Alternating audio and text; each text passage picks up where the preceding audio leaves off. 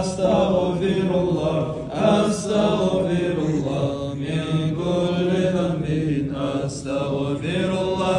Ekincilik şahadlık var bizde ettibiz. Yol Muhammed Peygamber, onu biz gertettibiz. Bazı Mekke'de tuğan, Medine'de gömülgen. Atası Abdullah'dır, anası Aminet boğan. Estağfirullah, estağfirullah, min kulli zembin, estağfirullah. Onu dedi Abdullah, Kureyş tohumludur, İslam dinini bildirmeyi vergen elçisidir. İslam din yarası biz, her bir zatın getirdi, yaştan beri biz etkin günahlardan tövbe ettik. Estağfirullah, estağfirullah, min kulli zembin.